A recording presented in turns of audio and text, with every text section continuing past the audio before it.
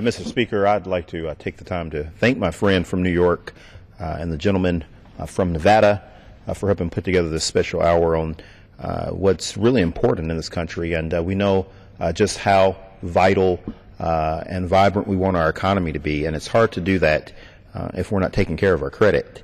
And I appreciate both of these gentlemen for taking this hour to talk about this.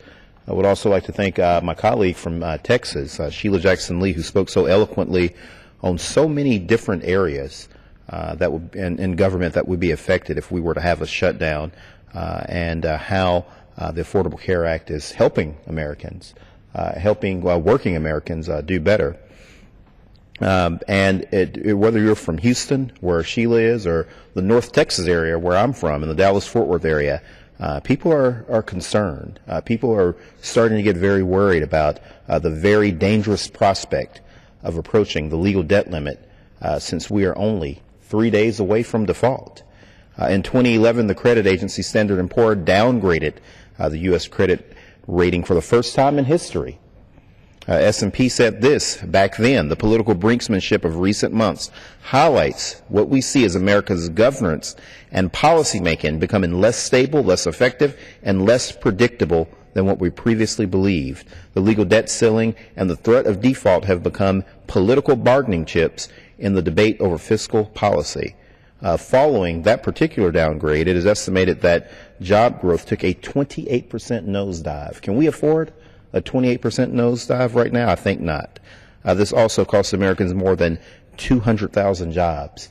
Right when we're starting to do better, the economy is starting to be kicked into motion from what was a very bad period over the last several years.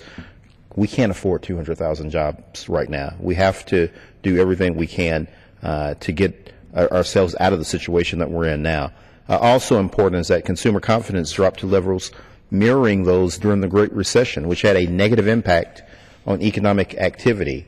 The GAO found that taxpayers paid $1.3 billion in additional interest. Let me repeat that. The GAO found that hardworking taxpayers paid $1.3 billion in additional interest costs because of the delayed 2011 debt limit increase.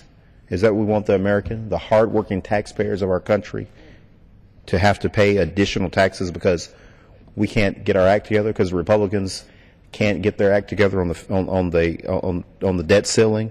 2 years after the S&P's bleak assessment and the clear economic data, here we are again, brought to the brink.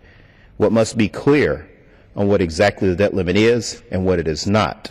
Increasing the debt limit does not increase the federal debt. It does not give a blank check to our government to spend all it wants.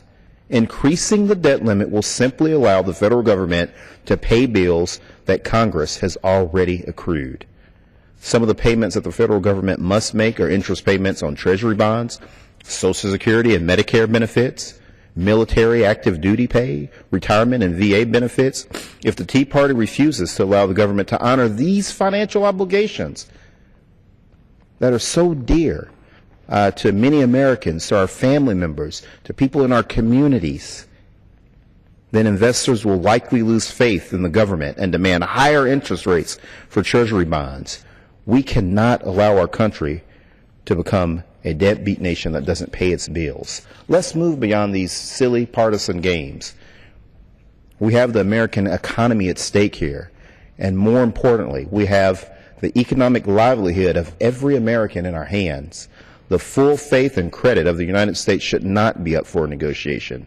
It is time for Congress to raise the debt limit, like they have in the past so many times before, and for Republicans to end their losing game of brinkmanship and realize that they are damaging American lives every day.